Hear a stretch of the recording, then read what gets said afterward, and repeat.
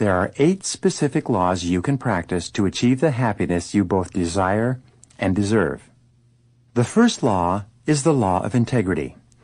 This law says that happiness arises as a byproduct of your choosing to live your life consistent with your highest values and aspirations. Just as Maslow's highest need is truth, your highest need and the foundation of your happiness is living in truth with yourself and with everything and everyone around you. The slightest deviation from truth, the slightest tendency to compromise with what you know to be right, will detract from your happiness almost immediately. You are designed with an inner guide or conscience that always tells you the right thing to do, and you're only happy when you live your life completely consistent with it. To be happy, your goals and your values must be congruent. They must fit into each other like a hand into a glove. Virtually all stress and unhappiness comes from trying to do one thing when you believe something else is more important and more correct. For example, most people believe that their relationships, their spouses, their children, their families are more important to them than anything else. However, they sometimes become confused and begin to spend an inordinate amount of time achieving material success in their careers, thereby ignoring their relationships.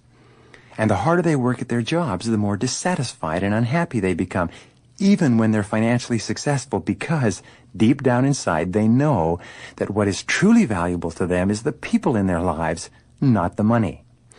It's only when you have the courage to insist upon living your life in complete harmony with your highest values that happiness arises and emerges spontaneously like sunrise, bringing you the peace and contentment you really want. The first part of the law of integrity says that when you set goals and ideals that are worthy of you and strive to achieve them, you'll experience happiness and satisfaction. As Shakespeare said in the play Hamlet, "To thine own self be true, and it must follow as the night the day, thou canst not then be false to any man." The second part of the law of integrity says that whenever you choose to live consistent with the very best that is in you, you'll automatically experience happiness and joy. You've probably had an experience in life where you've decided to walk away from a bad situation, even though it might have been costly either emotionally or financially, but you did it because it was the right thing to do. You acted on a higher principle. You behaved in a manner consistent with your highest values. You'll also recall that having decided to do so and having done it, you felt absolutely wonderful about yourself and your life. You felt a tremendous experience of elation and joy. And the most remarkable thing was that everything turned out all right in the end. All of the negative consequences that you were afraid might occur never materialized. Perhaps the finest example of living in truth and the most important demonstration of your integrity or honesty is with regard to peace of mind. It's only when you set peace of mind as your highest goal and you refuse to stay in any situation that detracts from your peace of mind that you'll find yourself enjoying the highest and finest form of happiness. The law of integrity is another way of saying that you are given peace of mind to serve you as an inner barometer. It'll tell you what is right for you and what is wrong. If you listen to your intuition and only do and say what gives you a sense of inner peace and harmony, you'll probably never make another mistake. In fact, Catherine Ponder writes in her book, The Dynamic Laws of Prosperity, that men and women begin to become great only when they begin to take time by themselves to listen to their inner voices and organize their lives in such a way that their activities and relationships give them a deep sense of inner peace. The first step that you can take to personal greatness is to sit down quietly and look over your life to determine the areas where you're not experiencing the peace of mind and happiness that you really want. You'll find that this is a very easy exercise to do because your mind is continually preoccupied with these problems, just like a person sitting on a tack would be preoccupied with the pain. Your job is to get off the tack. Your responsibility to yourself is to realize that you can never make someone else happy by being unhappy yourself, just as you can never make someone else healthy by being sick. You should not sacrifice your happiness in an attempt to somehow achieve the happiness of another person. You'll only end up making no one happy, especially yourself. In the play Cyrano de Bergerac by Edmond Rostand, Cyrano, the great individualist, is asked why it is that he is so outspoken and so self-assertive. He answers with this beautiful line. He says, "I choose the line of least resistance in this, that I will please at least myself in all things." When you make the decision that, for better or worse, you will please at least yourself in all things, only then will you be truly happy. And only then, it seems, will you be able to help anyone else to be happy as well. The second law of happiness is the law of emotion. It says that human beings are 100% emotional in everything they think and feel and decide. I used to think that people were 90% emotional and 10% logical. However, both research and experience contradicts this conclusion. People are totally emotional in everything they do. If a person says to you that he's decided to do the logical thing, it simply means that he has more emotion devoted to that course of action than he does to another course of action, and he uses the word logical to justify his decision. Someone once said that no matter how old you become, you always have the emotions of a teenager. This may or may not be true, but the central impact of your emotions and feelings is a key component in both understanding and achieving your own happiness. The first part of the law of emotion is that you are motivated by two major groups of emotions, those of love or desire and those of fear or loss. These are the positive emotions and the negative emotions. These emotions were described by Sigmund Freud as emotions associated with pleasure and emotions associated with pain. You have a tendency to move toward those experiences you associate with pleasure or happiness, and you have a tendency to move away from those experiences you associate with pain or unhappiness. This is the essence of the pleasure principle that I mentioned earlier. The second part of this law of emotion says that the content of your emotional life is largely determined by the thoughts you dwell upon most of the time. This is such a simple and obvious truth that it's often overlooked by most people. It simply says that if you think happy thoughts, you will be a happy person. If you think angry thoughts, you'll be an angry person. If you think about the things that people have done to hurt you and the reasons you have to be angry or unhappy, you'll be negative, pessimistic, and eventually you'll be depressed. Abraham Lincoln once wrote, "A man is just about as happy as he makes up his mind to be." Well, this is true for you and true for me. The third part of the law of emotion says, if you deliberately choose to think positive, loving, uplifting thoughts, you can create and maintain your own happiness in spite of what is happening around you. No one can make you feel anything. As Eleanor Roosevelt said, no one can make you feel inferior without your consent. You decide to feel happy, and you decide to feel unhappy by the thoughts that you choose to dwell upon most of the time. Therefore, the smartest thing for you or anyone else to do is to choose to dwell upon the kind of thoughts that uplift and enrich your life. The third law in this session is the basic law of happiness, which says the quality of your life is largely determined by how you feel at any given moment. Because you're 100% emotional in every respect, it is how you feel that determines your levels of energy, your personality, your attitude, your levels of performance and output, the clarity of your thinking, the quality of your relationships, and your level of happiness.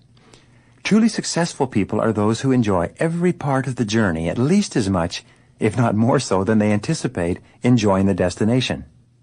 Earl Nightingale once wrote that happiness is the progressive realization of a worthy ideal. Happiness comes from working step by step toward the accomplishment of something that's important to you. It's the process more than the end result that constitutes happiness, because happiness is experienced in the now rather than at some future date. The first part of this law of happiness is that how you feel, the quality of your emotional life, is largely determined by how you talk to yourself. Your self-talk, your inner dialogue, what you say to yourself on a regular basis, largely determines the tone of your emotional life. And the wonderful thing about your self-talk is that it's completely under your own control. One of the best bits of advice I ever read was, when something goes wrong, say something right. Immediately override a negative experience by saying something positive and cheerful. Control your own self-talk. This brings us to the second part of the law of happiness, which says that the way you interpret events to yourself determines your emotional responses to those events. This is another way of saying that it's not what happens to you, but how you react to what happens to you that determines how you feel about it. If you interpret an external event as being positive or helpful, you'll remain optimistic and cheerful. If you interpret the same event as being negative or hurtful, you'll become angry and frustrated. You'll make yourself unhappy. And the choice is always yours. The third part of this law says that the fastest way to take control of your emotions is to look for the good in any situation you're facing. Now, this requires tremendous strength of will, especially when things are going wrong all around you and people are blaming you for their problems. However, if you look for the good, even if you just seek out the valuable lesson in each experience, you'll always find it. And you can't be looking for the good or the valuable lessons that the experience holds for you and be negative or unhappy at the same time. Remember, your subconscious mind can only hold one thought at a time, either positive or negative. And if you deliberately choose to hold positive thoughts and dwell upon those thoughts, then the negative thoughts simply can't get in. This brings us naturally to the fourth law of happiness, which is called the law of substitution. It says that you can keep yourself positive by substituting a positive thought for a negative thought. The law of substitution is often called the crowding out principle. It simply says that you can crowd out of your mind any thoughts that aren't helpful to you by simply choosing to focus your attention on a thought that is more helpful or more positive. Many people are negative for the simple reason that they have not deliberately chosen to be positive. They have not systematically planted in their minds the thoughts that are consistent with the emotions they desire to experience. Dr. Martin Seligman of the University of Pennsylvania, in his recent book Learned Optimism, talks about his 25 years of research in cognitive psychology. He says that the great majority of people, the pessimists, have developed what he calls learned helplessness. He says that if a person has a series of experiences or makes a series of attempts to do something and is not successful, that person unconsciously assumes that there's nothing that he can do to change things. He perceives himself to be helpless. From that point onward, even when he's given an opportunity of some kind, he will turn it down and give you every conceivable reason why it's not possible for him. He's tried and failed in the past, and so he's now learned to be helpless. An illustration of this is the Indian elephant, a huge beast that weighs as much as 5 tons. Indian elephants are domesticated very early in life and trained to be docile and easily controlled by their owners. The way they do it is simple. When the elephant is a baby, its owner chains it with a large chain to a large stake driven deeply into the ground. The elephant struggles against the chain for hour after hour. Finally, the baby elephant gives up and accepts that when it's chained to a stake, it's helpless. It does no good to struggle. It might just as well stand there until its master comes back and takes off the chain. For the rest of the elephant's life, all its owner has to do is to tie a small rope around the elephant's leg and attach the rope to a small stake in the ground in order to hold the elephant firmly. The elephant, as soon as it feels the rope and the stake, stops struggling.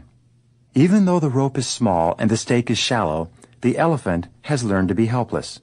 The elephant no longer struggles or strains against the leash. The elephant may have the strength and the power to knock down houses, but it's completely docile and easily controlled because of its attitude. The elephant's earlier experiences of futility have convinced it that it's powerless whenever it's tied to a stake, no matter how small the stake may be. Now, many people are like that elephant because they allow themselves to think continually of the reasons why not, rather than the reasons why. It seems that as soon as you begin to concentrate on how you can achieve a goal, rather than whether or not it's achievable, your mind automatically becomes positive and all your energies become channeled toward achievement and happiness rather than toward failure and frustration. The fifth law of happiness is the law of expression, which states that whatever is expressed is impressed, and whatever is impressed is expressed. Whatever you say, either to yourself or out loud, is impressed into your subconscious mind. And whatever is impressed into your subconscious mind will ultimately be expressed in your thoughts, your feelings, your conversation, and your actions. The more emotion that you use to express any thought or idea, the more deeply it will be impressed into your subconscious mind, and the more rapidly it will be re-expressed in your life. Whatever you say with conviction triggers thoughts, ideas, and actions consistent with those words, so be sure to pick your words carefully. When you think of a challenge or a goal, and you repeat to yourself the words, "I can do it, I can do it, I can do it," you trigger all kinds of feelings and actions that propel you forward toward doing the things that will enable you to achieve the goal. The sixth law of happiness is the law of reversibility. It states that just as your feelings determine your actions also determine your feelings. This is a remarkable and powerful law that says that even if you don't feel a particular way, such as self-confident or happy, if you act as if or pretend that you have the feelings already, the actions themselves will have a backflow effect and generate the emotions consistent with them. When you act in a certain way, the actions themselves trigger thoughts, images, feelings, and attitudes that are consistent with those actions. You can, in effect, control much of the content of your mental and emotional life simply by moving your body in such a way that it's consistent with the way in which you wish to think and feel. The seventh law of happiness is the law of visualization, which states that ideas and images tend to awaken emotions and feelings that correspond to them. When you create clear mental pictures of yourself as happy, positive, and optimistic, these mental pictures will trigger feelings and actions that actually lead to your being happy, positive, and optimistic. One of the most helpful exercises that you can engage in is to think of a time in your life when you've been extremely happy, and to replay that experience on the screen of your mind, as though you were running a movie projector. Put yourself right into the picture and re-experience or get the feelings that go with it. You can actually make yourself happy by dwelling upon previous experiences when you've been happy. The eighth law of happiness is the law of practice. This law states that whatever you practice and repeat often enough becomes a new habit. Just as you learn to drive a car or type on a typewriter or ride a bicycle, you can train yourself to be a predominantly happy and optimistic person by walking, talking, and acting as though you were happy already.